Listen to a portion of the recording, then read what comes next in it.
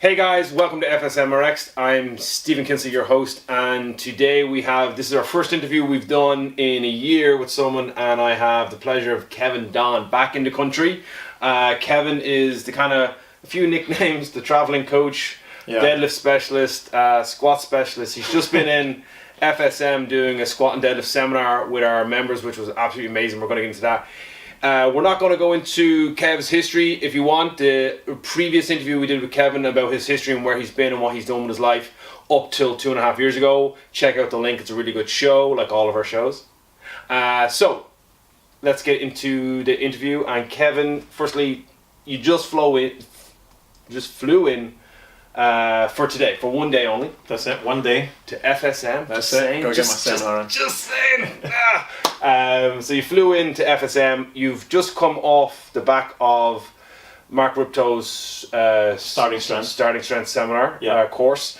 But before that, since you left FSM, and it's been 2.5 years since you've been here, what kind of have you been up to? Like, I know people that follow you have seen you, but you've gone and worked with literally some of the best coaches in the world. To educate yourself. That's it. I mean, I believe that as coaches, it's really important to evolve and not stagnate. I think you've seen that from my seminar today. Massively different from the first time I was here, and I owe that really down to the fact that I think I have an insatiable appetite for new knowledge. Especially, I want to try and get to the root of what the truth is, because I think a lot of people have opinions on things, and there's lots of bro science, but I want to find out the actual science. So I mean, since the last time I've saw you, I've done loads more seminars. Today was my 229th seminar, but out with that, I spent time doing my own training as well. So I'm fortunate I've been to train probably since the last time Ed Coan, the greatest powerlifter of all time, Derek Poundstone, who was second in the world's strongest man, 4 times America's strongest man. Other people like Mark Bell at Super Training Gym, other people in CrossFit as well, like Kenneth Leverich, Charlie Zamora, I don't know if you know him, he was founded Caffeine and Kilos. Leifa Ingalls, who is the Arnold Professional Strong Woman Champion, so we could say the strongest woman in the world. And recently Mark Ripito. So a lot of time expanding my own knowledge. I always try to question people. Not just, hey, have a look at my deadlift, how was that? But why would you say this is like this? What would you do if someone was like this? Trying to educate myself better as a coach. And I noticed that at the Brand X seminar, that's when we met back up, and the questions that you were asking were very in-depth questions to Jeff. I'm sure he appreciated that. But you came across as you were like, again, looking for the information and trying to like pull out as much as you can for you. Whereas a lot of people, and myself included, I'd go, what about this? You'd say that, and I go, okay, well, and 9 times out of 10 I accept it. If it makes sense to me, I accept it. And then I brought up Strong Fit, and we had opinions on internal, external torque and all that stuff. And it's really good, because I know that now people are like any new coach that's coming up through the ranks is in celebrity wise, like the next go-to big dog. People fall dogma into it, and they're not willing to, I'm going to take the information, I'm going to process it. Does it make sense? Does it practically work with your client's GPP? Is it something that I should be doing versus something that is not going to help my client? So I think that the conversations that I had with the Martins there, and that you were actually engaging with the Martins more so, was really good. And I think as a coach, that's what's kind of, as you said, like your seminars changed from the first time to now, and only evolves because you've gone after it and you've gone, all right, I can do it better, or I wouldn't do that anymore. You weren't causing harm originally, but it's an evolution of your coaching. That's right. And I think if you look at all of the good coaches, they're all doing that. It's like, obviously when I met the Martin family originally, they were still heavily involved with the kids program that they developed for CrossFit. And over time their product evolved, removed certain things, plugged other things in as they gained more new information.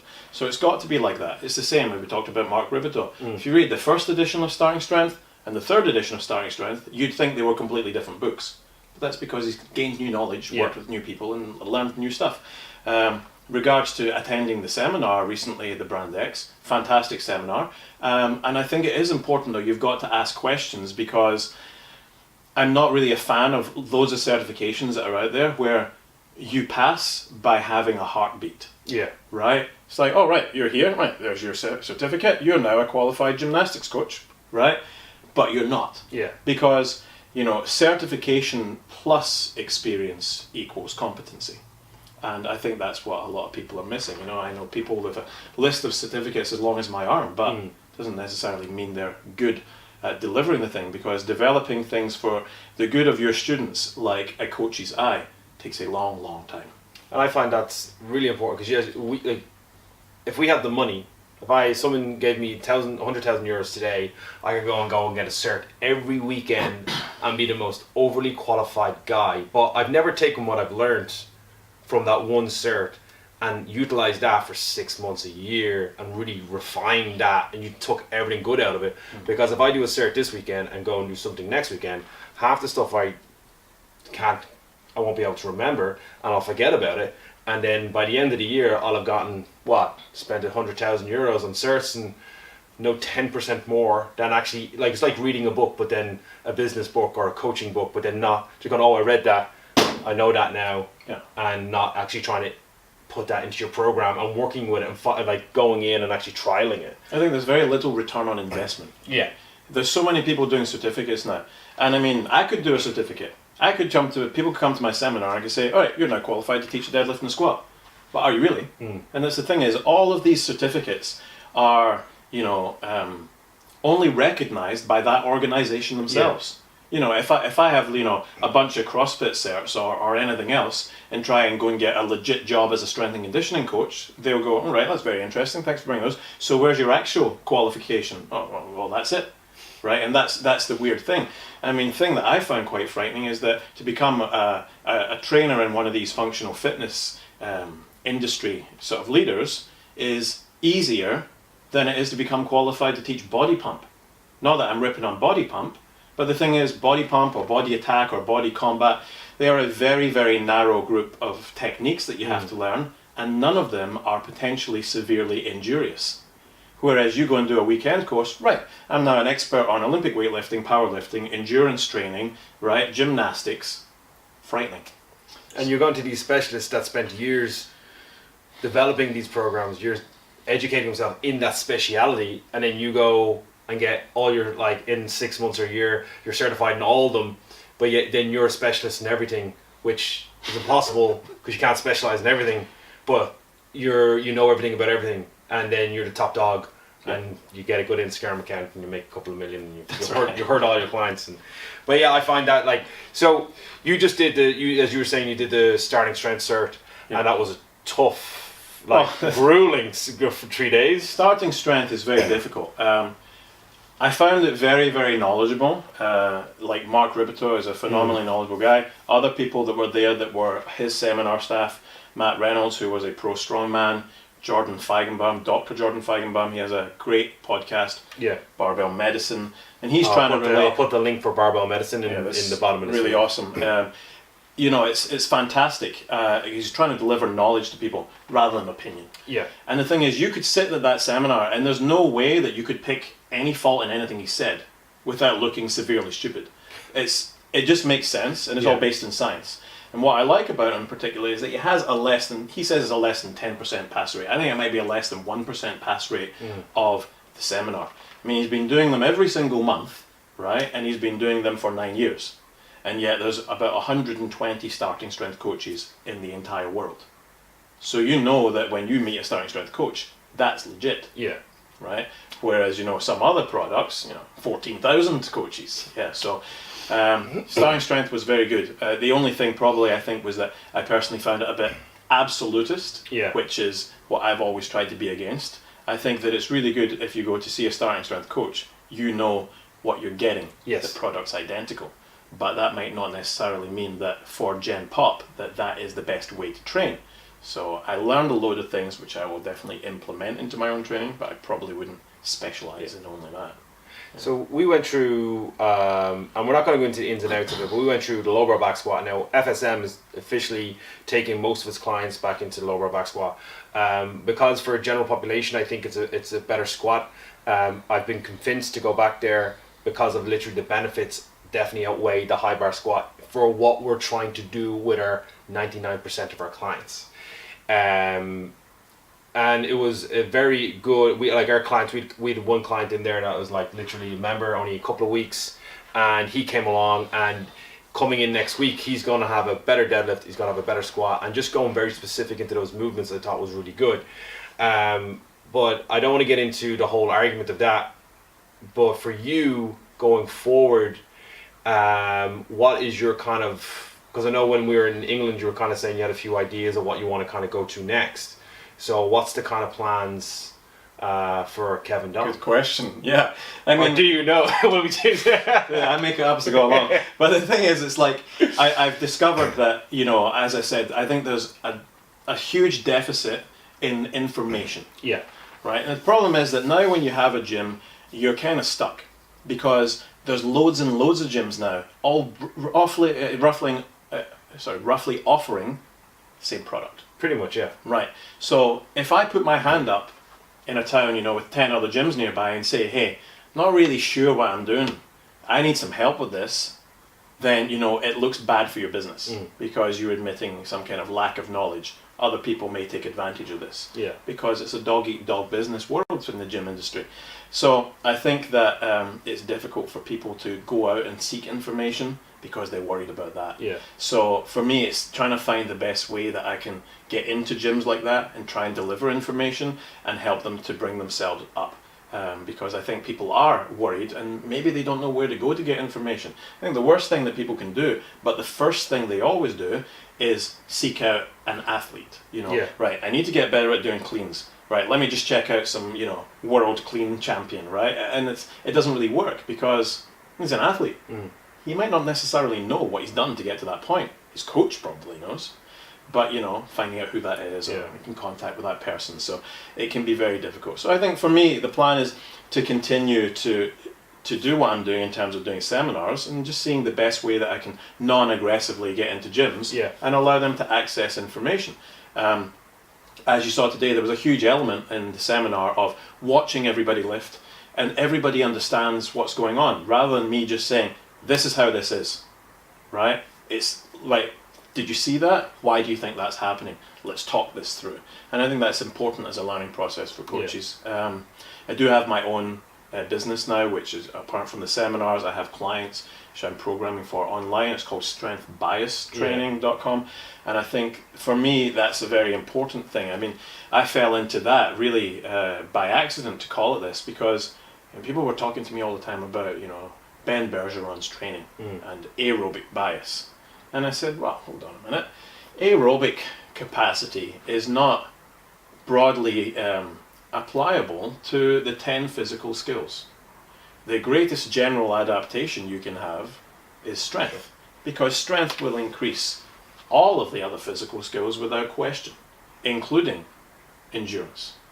But endurance will not increase your strength, right? You know, someone recently put up a thing saying, a study done in Sweden, you know, proved that, you know, you have a whatever percentage of increase in your strength if you go for a run first. But if you look at the study, it was done on like 12 people. You know what? So these things don't make any sense. Study to suit themselves. Yeah.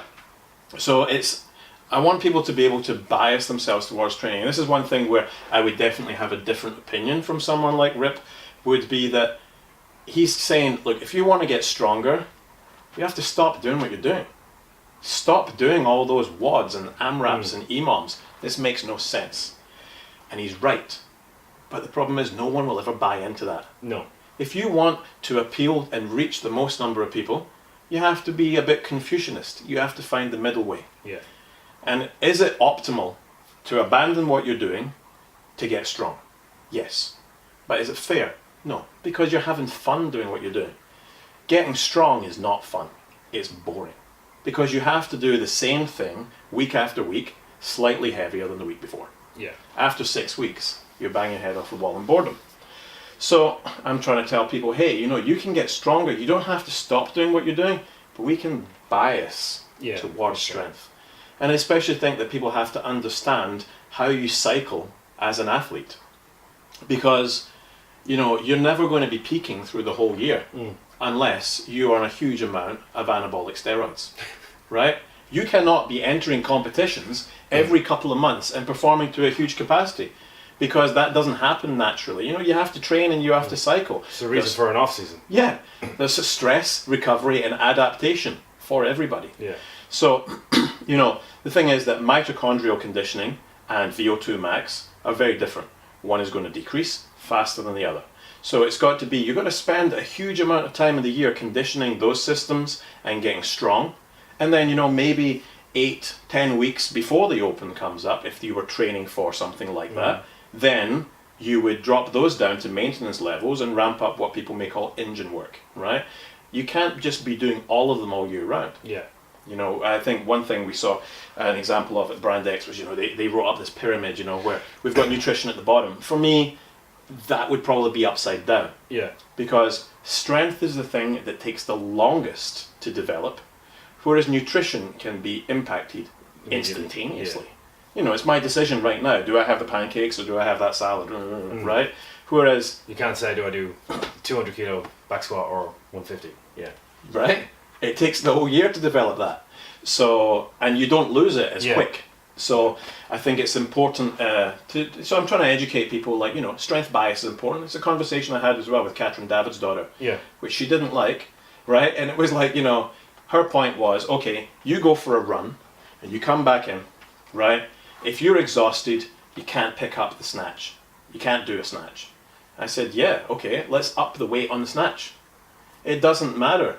There's always going to be a weight that you can't do. Right. You can come in from the run as quick as you want. You're only going to be able to pick it up if you're not strong. And this was one thing Keegan Martin and I talked about, which was, let's talk about aerobic bias. And it is a very loaded answer, but let's go for a marathon, right? You run the marathon. At the end of it, you have to do a 250 kilo deadlift, right? I'll walk the marathon, I'll get to the gym and do the deadlift. In a year's time, you still won't be able to finish the task we've been given. So for me, strength was the most important thing in athletic preparation. Yeah. And I like that concept because it's explained as very simple. But another thing you were touching on, and what you were saying, what Rip was saying about if you want to become strong. For most people that do CrossFit, functional training, powerlifting and Olympic weightlifting to an extent, they're weekend warriors, they're average Joes, they're not the elites. So you're always going to get stronger if you're 30 years of age and you start strength training. You're probably going to keep getting stronger into your 40s and still do the GPP. But if you want the massive gains in 6 months or a year, which you'll get in your first year, and then you slow down, you plateau, and then your gains are varied, then you have to get more specific. It's like nutrition, just tidy up your diet. And then I think that it has to be, and you said it fun, I call it sexy. It has to be something sexy about your workout to keep going, because strength training can be boring. And I know, they say powerlifting boring and Olympic weightlifting is sexy. CrossFit is just a fucking all-night party. I don't know. I think a 250 kilo deadlift is way sexier than a 100 kilo clean. It's the biggest light. It's the law of the jungle. It depends on what girl's doing it, to me. But yeah, so I like that, to being the strength bias, and there should be strength cycles. A few things that I have been doing for the last few years that I've changed recently, and have gone back to basic strength bias, because we're seeing better results with our clients. They're getting less injuries. We're protecting them. And for me as a coach, it's longevity. I don't give a shit, really, to a point. My job is about your certs, about what you want. My job is to make you healthy, so outside of these walls you can live a good life. And that's me. But you tell me you want to be the elitist powerlifter, or elitist weightlifter, or elitist CrossFitter, I go, well, then you have to sacrifice your body. You have to put yourself in line. That's right. Most people think they want to be the best, but realistically they just want to look good naked, go have some beers, have some bad food, hang out with your family, or go pick up a chick or pick up a guy, whatever kind of whatever you're up to, whatever's politically correct. And then you just want to look good, and you want to get stronger, and you want to just feel like you're constantly improving on something. And I think with GPP, you can always end a workout on a win. So you can always do something that's a positive, even if you have a hard day on the bar and the squats didn't go according to you can always finish off with like a cheeky. Get that endorphin rush, right? Yeah, and that's what people, because and I've been there with Olympic weightlifting, and guys that do go specific into sport. A lot of your days you end on a negative because nothing went to plan, percentages didn't hit. Your body's beat up, you just feel broken. I think that's the mistake people are making, gym owners, because people look at the sports end of things, and then they model their gym after that, which is cool, but it's not realistic, because like you said, people just want to look good naked, with a little bit of weight, maybe get a little bit stronger. That's it. Nobody's going to come in your gym and be like, hey, I want a 100 kilo snatch. Yeah. Please get me this. And I think that's the main error people make. And the more likely you are to increase injury rates. The injury rates in GPP are very low, right? Because we're not trying to compete and be specialists. Yeah. People get injured when they stop doing GPP, general training, and start doing sport-specific practice. I mean, powerlifters, strongmen, their bodies are in bits, right? But if they were just doing general strength training, we wouldn't see that same kind of injury rate. Yeah. And that's something as well I wish to educate coaches about when I'm doing seminars. Like, hey, you can bias your training towards strength, but you still got to remember that this is GPP. Being strong will make everything you do in GPP better, because strength is the basis of all other physical skills. But that I'm very against the people that run sport-specific boxes or gyms. I think it was like CrossFit has gone for I tend to kind of harp on I'm a big advocate. I like CrossFit. I love it. I'm competing CrossFit events every now and again. But what I find is it's moved as a sport, as a GPP program, which was originally intended into a sport, and everyone's watching the sport. They're not watching what it used to be. They're watching the sport of CrossFit, and they're all looking at these amazing athletes and amazing things. But that's not realistic. That's like saying I play football on Friday and I'm going to go, but I watch Manchester United. Why can't I be the best football player in the world? I'm going to train to be the best football. I'm 35. That's never going to happen. Some realistic. But it happens in CrossFit. Yeah. It's the same. I always tell that to people. I used to teach martial arts before. Say nobody ever came in to see me and be like, hey, do you think I can be in the UFC next year? And yet I have people that come to me and go, hey, you know what? I want to go to the games as a masters athlete. And I say, you know what? I don't know how to tell you this, but just focus on getting strong and getting fit first. It may happen as a byproduct of that. If you come in and focus on that, I think that there's a very bad target, because it's not going to happen. Right? Exactly.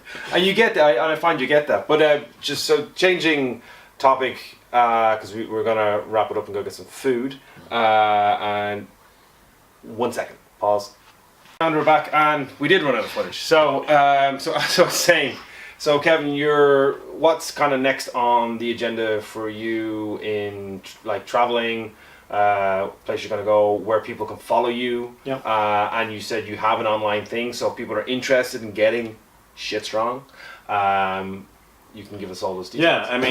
You can always check out what I'm doing. Instagram, it's just called Strength Bias Training. Same with my website, strengthbiastraining.com. You can email me, coach@strengthbias.com. I'm always happy to talk to people, share some information. Anybody got any questions about how strength may relate to athleticism, definitely shoot me a message. I got some seminars coming up, hopefully out in Asia. I'm talking to some people in Hong Kong, and also Thailand and mainland China. Some people are talking about that. China's a great market. They're really coming up in sort of training functional fitness now. And I'm always willing to go anywhere and do a seminar if people invite me over, because it's my passion to share knowledge. Cool. All right, guys. So I'm just thanking Kevin for being on the show. Again, you can subscribe to our YouTube channel. We are back, and we have we're going to bring back more guests, because obviously I don't really just like talking on camera on my own. So Kevin's been our first coach back, and his original interview is in the link below, along with the podcast, and all his links for his sites will be there as well. So again, make sure you follow him and find out more if you want to know more about strength training and getting stronger and just in general. And if you want to pick his brain and watch some people try and troll him, it's quite interesting. A lot of victories on Kevin's side. Mainly victories. So Kev, thanks for being on the show, and we will see you all here in a few weeks. Yeah, thanks.